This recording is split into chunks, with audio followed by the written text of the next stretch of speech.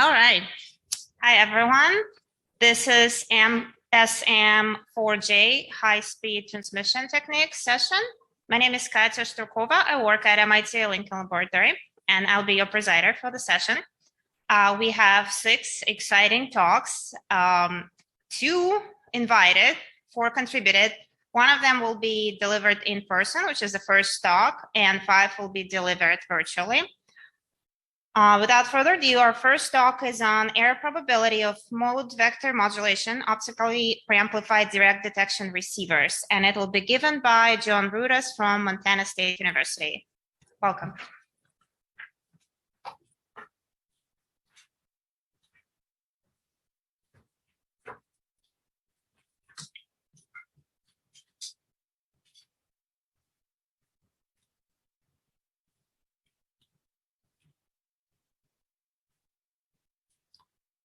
Okay, thank you for the introduction. Before I start, I would like to acknowledge the contribution of my co-workers from Montana State University, Jarek Wapis and Eric Fink. Mode vector modulation is a new type of modulation that was introduced by our group at CLEO22 It is intended for use in short-haul transmission in conjunction with multi-mode or multi-core fibers or free space. The topic of today's talk is the back-to-back error probability calculation for optically preamplified direct detection receivers. I'm going to elaborate on the following topics. For those of you who are not familiar with the format, I'm going to discuss about the basics of mode vector modulation. Then I'm going to apply the union bound to find an upper bound for the symbol error probability, initially for the normal Stokes space with 3 dimensions, and then for the Stokes space of higher dimensions. And finally, I'm going to compare the performance of directly detected mode vector modulation to other conventional direct detection formats. As you know, optical interconnects for data center networks have strict requirements, first of all, regarding the cost, and then about energy consumption and high spectral efficiency. Now we are using MRE pulse amplitude modulation, but this format is not scalable because the energy consumption scales quadratically with the number of constellation points. Therefore, a lot of attention the last few years was concentrated on alternative modulation formats for direct detection. One of them was Stokes vector modulation, because it uses jointly the X and Y polarization to send symbols, and it can be detected using direct detection receivers. Mode vector modulation is a generalization of Stokes vector modulation for multi-mode and multi-core fibers, and the advantage is that we have a larger Stokes space, and therefore we can lower the energy consumption for a given spectral efficiency. The concept of mode vector modulation can be illustrated by considering an ideal homogeneous multi-core fiber with single mode cores. We can select a subset of K cores and send pulses of the same shape but different amplitudes and phases along all the spatial and polarization degrees of freedom. So mode vector modulation is a spatial modulation format. It has n spatial and polarization degrees of freedom. We use these degrees jointly rather than independently to send symbols. So in a sense, it is a generalized polarization modulation for multiple dimensions. More details about this format can be found in this paper that was published at ECOC 2021.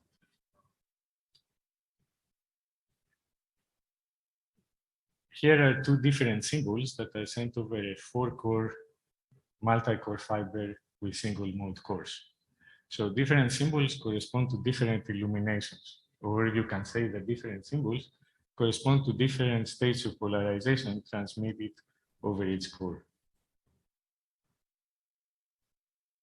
Here are the pulses that we send along all the degrees of freedom from the previous slide. And we can describe this in a vectorial form using a generalized zones vector, where we have the amplitudes and the phase of the excitations of the different degrees of freedom. This zones vector has n complex components as opposed to 2 complex components for the regular zones vectors. Counting individually the amplitudes and the phases, we have in our disposition 2n real parameters to design the modulation format. Equivalently, we can represent the polarizations that go through the multi-mode or the multi-core fiber with the generalized Stokes vector, which is a quadratic form given by the multiplication of the Stokes vector with a vector that contains Gelman matrices with the vector itself. This generalized Stokes vector has n squared minus 1 real components, but they are all functions of the 2n real parameters of the zones vector. Like in regular Stokes vector modulation, the Stokes components of the generalized Stokes vector can be measured using a direct detection receiver. The idea of describing this generalized polarization with vectors in zones and Stokes space was first published by Antonelli and collaborators in 2012. And this generalized Stokes receiver was used for the first time in an optics letters paper by the University of Melbourne. I'm shifting now to the symbol error probability calculation using the union bound. Here is a constellation of 64 points representing different signals that we send with polarization cisgain. And the black areas represent the decision regions that correspond to each point. The maximum likelihood decision criterion for equiprobable equienergetic symbols corresponds to multiplying the received Stokes vector with all the candidate signal vectors and selecting the one that maximizes the dot product.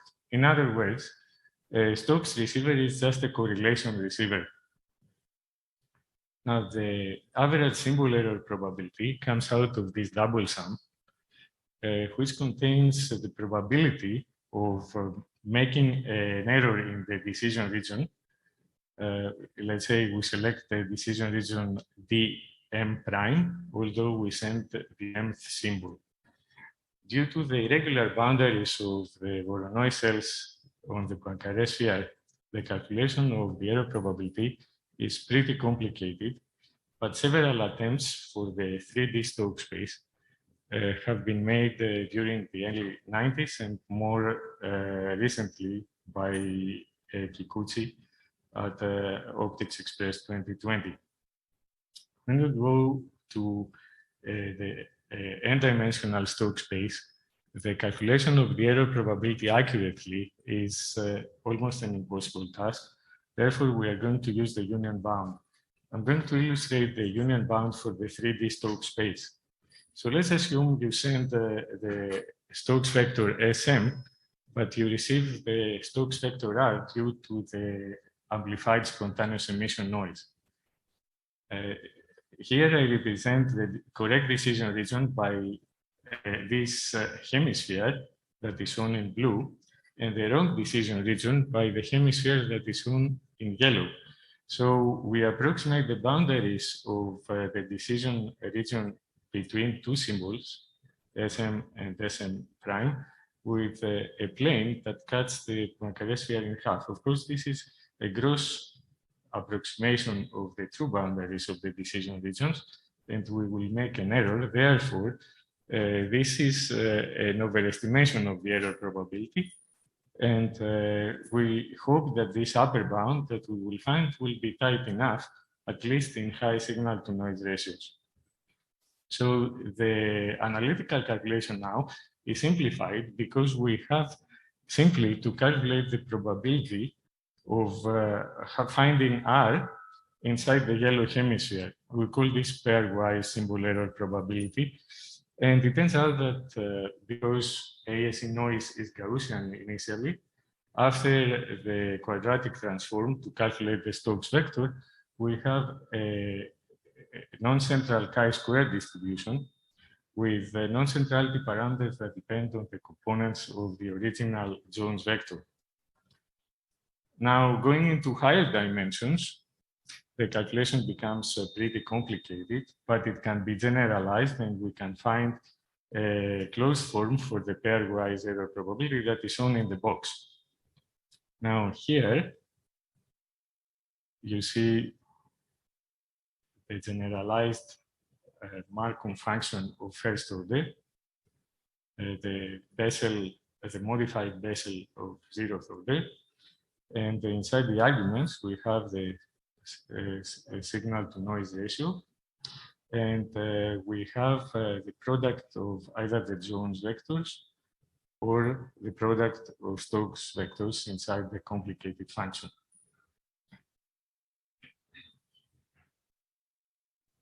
Now, the details of this calculation can be found in a paper that we're going to submit in the next few weeks at Optica. Here I will show you the results of this union bound. First, we did a validity check of the union bound. Here we consider the symbol error rate as a function of the symbol signal to noise ratio.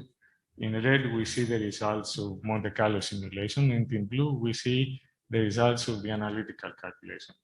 We notice that at low signal to noise ratios, the analytical calculation overshoots, and actually it gives nonsensical values above the unit error probability for signal to noise ratios below 12 dB. But for higher signal to noise ratios, we have a very good agreement, and the union bound becomes asymptotically very tight for symbol error probabilities below roughly 0.1%. Having in our disposition an analytical relationship for the error probability allows us to optimize the points on the higher dimensional Poincaré sphere.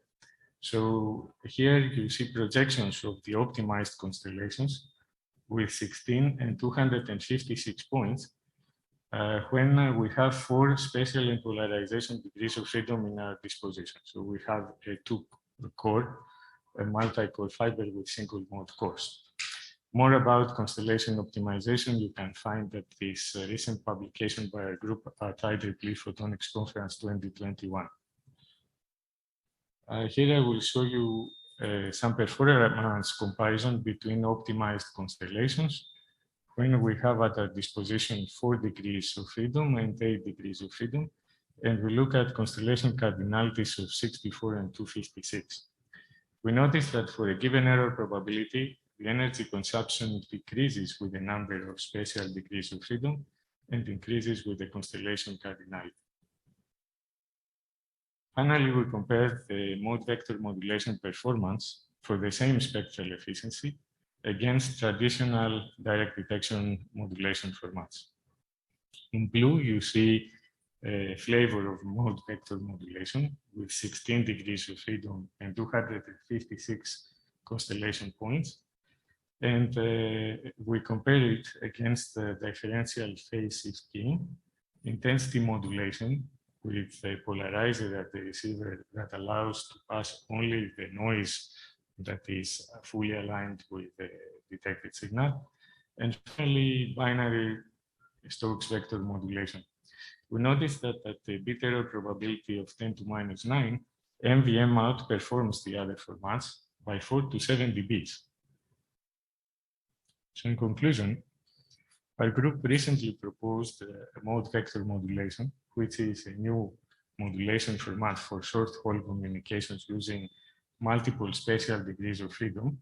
And the reason that we proposed it is that it gives us high energy efficiency along with spectral efficiency.